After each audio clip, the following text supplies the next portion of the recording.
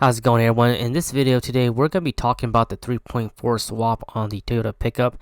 And this video here, we're just going to be talking about basic planning, what to buy, what to get, and what the cost is going to be for this general swap here. So first and foremost, let's discuss about our donor vehicle and the vehicle that's going to get the swap. So our donor is a 97 Toyota 4Runner SR5 5-speed transmission 3.4 V6.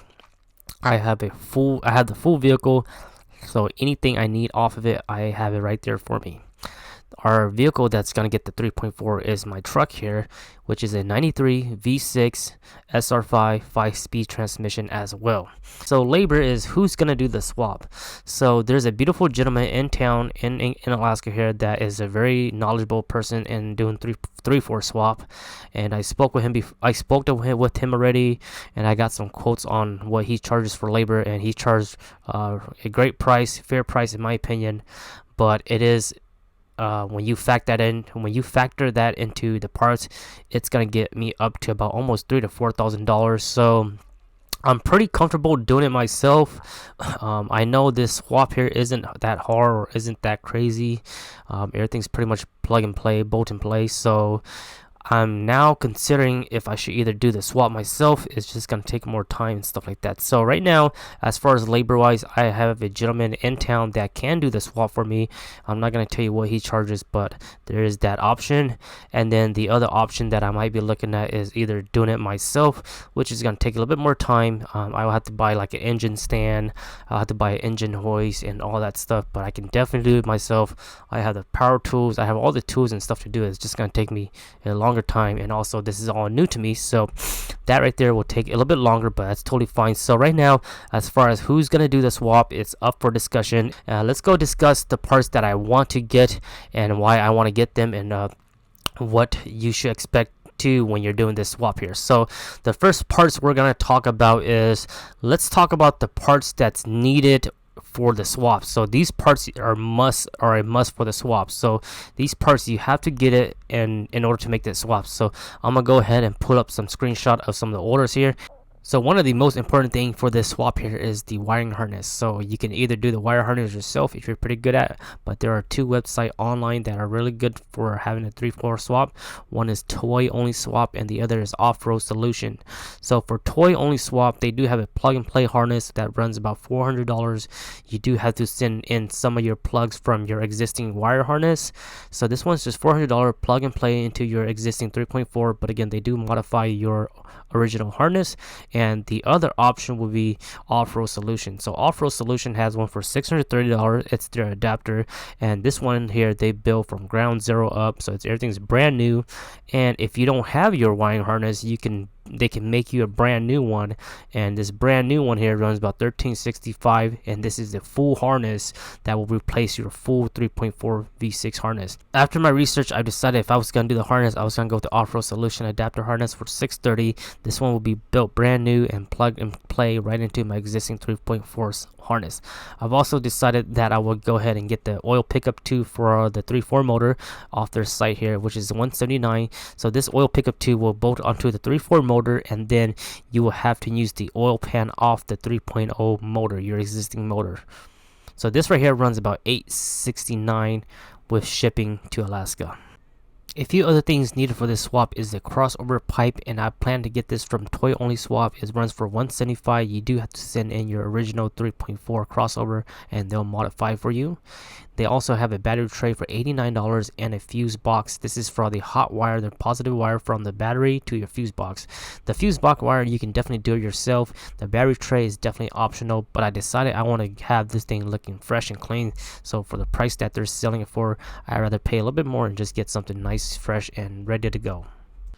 The rest of the parts here are going to be maintenance parts and stuff to do to the engine while it's out and to keep it reliable. So we have here is the front and rear main seal. We have a ASIN TKT-025 ASIN timing belt kit with the water pump, and we also have the ASIN CKT-040. This is the clutch kit for the 3.4 motor. We're going to go ahead and reuse the 3.4 flywheel, and then we're using the 3.0 bell housing along with the 3.0 throwout bearing. Keep in mind that for the 3.4 swap, you can use either the 3.4 clutch or the 3.0 clutch. I recently did a 3.0 clutch kit on my Toyota pickup trucks, so the clutch is still fairly new, under 10,000 miles. I could still use that clutch if I want to, so that is something I could consider down the road if I want to save this extra $240. So that's something I'll think about and see if I want to use my original 3.430 clutch, or do I want to go with a whole brand new clutch while I'm at it. The other thing to keep in mind is that whichever bell housing you plan on using, you must use the throwout bearing that's designed for that bell housing. So if you're using the 3.0 bell housing, you have to get a 3.0 throwout bearing. The next parts list we have here is from Yoda Shop. The other labor thing I want to think about while the motor's out is, do I want to tackle the head gasket? This motor that I have right now has over 300,000 miles. I don't have a record when the last time the head gasket was done, so I might do the head gasket, I might not do it. It all depends once I get this engine running, and we'll drive it and we'll see how well it runs.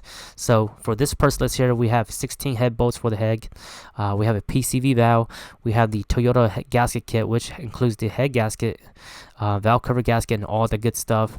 We have a new Toyota thermostat, so while we're in there with the water pump, the rubber seal for the thermostats, and then we also have the exhaust gaskets. We're gonna get all the gasket done or redo while everything is out.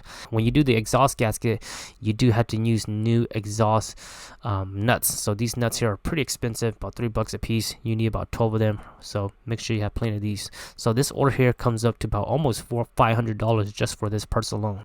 So with the parts list that we just went over, our grand total comes up to about $2173, just under $2,200 with all the parts and everything needed for this swap here. This does exclude me getting like an engine hoist, engine stand, and some other miscellaneous stuff to do this swap. So as you guys can see here, it gets pretty pricey. And again, if you're gonna do this swap, you can definitely cut this down too if you decided not to do your own battery tray, or if you decided to do your own battery trays and some other stuff, miscellaneous item. Some other parts that I was considering replacing while the motor was out was the engine oil pump. It runs about $86. So let me know in the comments section if this is something that I should replace or should I not replace, because these are bulletproof or not. The other parts I was going to consider replacing was the spark plug wires, which runs about $36. But again, I decided to put that on hold because the spark plug is easy to swap in the future. The other parts I was thinking about replacing were the belts. The belts that I have right now looks like they're still in good condition and they're super easy to swap in the future. So we're going to go ahead and put that on hold. The rest of miscellaneous parts are just stuff like spark plugs, oil, and coolant. You'll need about 3 gallons of coolant. You'll need about 6 quarts of oil, and the oil filter. Oil filter is the same as the 3.0 and 3.4, so I do have some oil filters stocked up already. As far as coolant, I'm deciding if the engine's apart right now, should I go ahead and run brand new Toyota red coolant, or should I just stick with regular green coolant? The Toyota red coolant runs about $25 for 1 gallon, which is pretty expensive. Let me know in the comment section what you would run. So all in all, guys, this is what I have done for my research so far. My research has concluded to roughly about $2,500 in parts, and then this excludes labor, whether I do it myself or I want to hire somebody to do the labor for the swap. So let me know in the comments section if you guys think I missed anything, or if you guys think I should add anything to this list, or should I take out some stuff for this list. And again, here I do want to make sure this motor is solid while it's out, and make sure we have it freshly tuned, because I do not want to take this motor apart once it's in. So hopefully you guys find this video informative for your 3/4 swap, whether you're going to do a 3/4 swap or whether you're in the process of it like me, which does require doing some research, some reading, and a little bit of window shopping just to see where you should budget your prices. So far right now, our budget looks like we're going to be around $2,500 to maybe $3,000, or we might look around $4,000 depending if we're going to hire somebody to do this installation for us. I hope you guys find this video helpful, and I'll keep you guys updated once we get this 3/4 swap rolling. I'll see you guys next time, and make sure you guys follow the Instagram NuttyNu_4x4 for the latest update, and I'll see you guys next time. Bye bye.